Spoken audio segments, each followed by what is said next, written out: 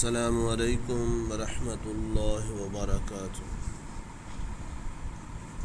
آج ہم تفہیم عبارات میں کل 2 پڑھی تھیں، اگلی 2 پڑھیں گے۔ مختلف انسان سے پھیلی ہوئی تک ایک تھی،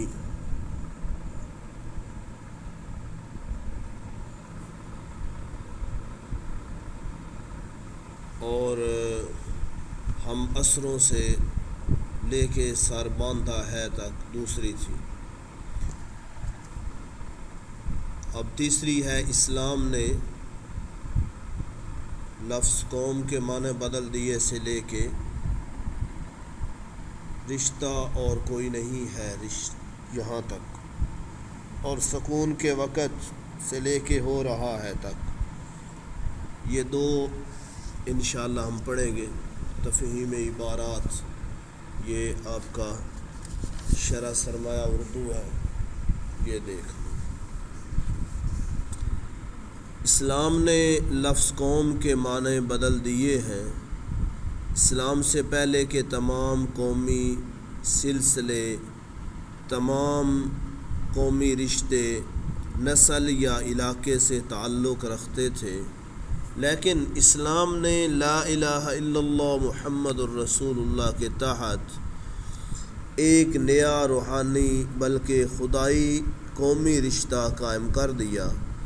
اسلام کسی سے نہیں پوچھتا کہ وہ ترک ہے یا تاجک، وہ افریقہ کا رہنے والا ہے یا عرب کا، وہ چین کا باشندہ ہے یا ماچین کا، پاکستان میں پیدا ہوا ہے یا ہندوستان میں، وہ کالے رنگ کا ہے یا گورے رنگ کا، بلکہ جس کسی نے اللہ کی توحید اور محمد الرسول اللہ صلی اللہ علیہ وسلم کی رسالت کو مان لیا، وہ ایک رشتے میں بندھ گیا جس سے اچھا اور پیارا رشتہ اور کوئی نہیں ہے۔ سوالات۔ اسلام نے لفظ قوم کو کتنی وسعت دی؟ دین اسلام نے لفظ قوم کو وسعت بے قرار دی، بہت زیادہ وسعت۔ جو شخص اللہ کی وحدانیت اور نبی صلی اللہ علیہ وسلم کی رسالت پر پختہ یقین رکھتا ہو، چاہے وہ دنیا کے کسی بھی کونے میں رہتا ہو، مسلمان ہونے کے ناطے اسلامی قوم کا فرد ہوگا۔ دوسرا سوال، کیا اسلام میں نسل اور علاقے کا امتیاز جائز ہے؟ جواب، دین اسلام میں نسل اور علاقے کا کوئی امتیاز جائز نہیں۔ یہی وجہ ہے کہ حضرت بلال حبشی ہو کر سردار ٹھہرے اور حضرت سلمان فارسی فارس کے باشندے ہونے پر بھی اہل بیت میں شمار ہوئے۔ سوال نمبر 3، اسلام میں ترکی کے مسلمان، چین کے مسلمان اور پاکستان کے مسلمان کے درمیان امتیاز قائم ہوگا؟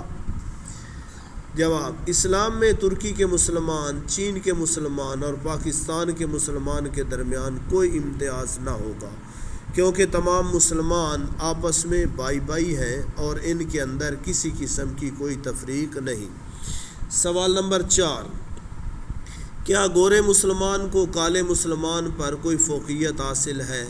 جواب، جی نہیں، کسی گورے مسلمان کو کالے مسلمان پر کوئی فوقیت حاصل نہیں، کیونکہ اس کا اعلان آپ صلی اللہ علیہ وسلم نے خطبہ حج کے موقع پر کیا تھا کہ برتری کا معیار صرف تقویٰ ہے۔ یہ جو شک ہے، اگر اس پر ہی عمل کر لیا جائے تو بہت سارے مسائل اور جھگڑے ختم ہو جاتے ہیں، گھروں کے اندر سکون ہو جائے گا۔ آج کل مصیبت بنی ہوئی ہے گورے رنگ کی، بازار جاتے ہیں، کہتے ہیں 10 روپے کی دال دے دو اور 300 روپے کی کریم دے دو، رنگ گورا کرنا ہے، رنگ چٹا کرنا ہے۔ تو بھوک پیاس برداشت ہو رہی ہے، کالا رنگ برداشت نہیں ہو رہا۔ تو کوئی کالا ہو یا کوئی سفید چٹا ہو، اللہ کے ہاں برابر ہے۔ اللہ نے جس کو جیسے پیدا کر دیا اس پر شکر ادا کیا جائے، تو اللہ کی ناشکری نہ کی جائے۔ جہاں جس کو اللہ نے سفید پیدا کیا ہے، وہ سانولا ہونے پر فخر کرتا ہے، لوگ سانولے ہیں تو میرا رنگ بھی ایسے ہو، اور جو سانولا جس کو اللہ نے بنایا ہے وہ کہتا ہے کہ میں سفید سے سفید تر ہوتا جاؤں، اللہ کی عنایت پہ، اللہ کے دینے پہ کوئی بھی خوش نہیں ہے۔ تو یہ کریموں نے بیڑا غرق کر دیا ہے۔ تھوڑے وقت کے لیے اگر رنگ سفید ہو بھی جائے تو بعد کے اندر توے کی پچھلی سائیڈ کی طرح نکل آتا ہے، اور منہ کے اوپر دانے اور کیل اور اس طرح کی مسائل بن جاتے ہیں۔ اگر ایسا کرنا ہی ہے تو پھر نیچرلی چیزیں استعمال کی جائیں، بادام کا آئل ہو یا عرق گلاب ہو یا اس طرح کی چیزیں، ہلدی ہو، اس طرح کی چیزیں استعمال کی جائیں تاکہ رنگ نکھرے فیئر رہے، اور جو اللہ نے دیا ہے اسی کے اندر ہی نورانیت پیدا کرنے کی کوشش کی جائے۔ جو سویرے سویرے فجر کی نماز کے بعد ایک تسبیح یا رحیم کی پڑھ لے اور اپنی انگلیاں ملا کے اس کے اوپر دم کر کے اپنے چہرے پہ پھیر لے، اللہ جل شانہ اس کے چہرے میں نورانیت پیدا کرتے ہیں اور روب پیدا فرما دیتے ہیں۔ پانچواں سوال، اس عبارت کا عنوان لکھیے۔ جواب، اس عبارت کا عنوان ہے اسلامی مساوات۔ آج موسم بڑا خوبصورت ہے، بجلی چمک رہی ہے، تو جب بجلی چمکے تو اس وقت اللہ اکبر نہیں بلکہ سبحان اللہ کہا جائے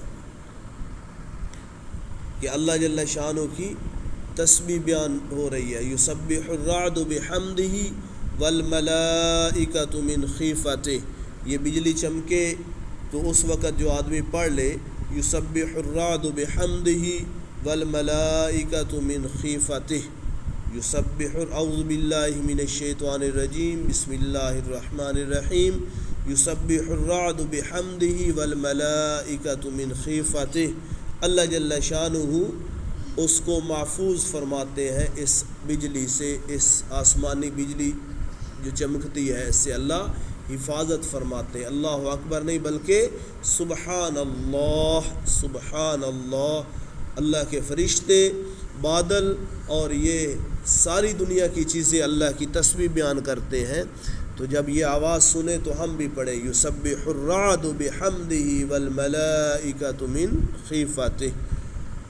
تو یہ آج ایک ہی انشاءاللہ تفہیم عبارت ہوگی، اس کو اچھی طرح یاد کر لیں۔ اللہ آپ کو جزائے خیر عطا فرمائے۔ تو یہ سبق ضرور لیا کریں، ایک دفعہ ویڈیو کو ضرور دیکھا کریں۔ السلام علیکم ورحمۃ اللہ۔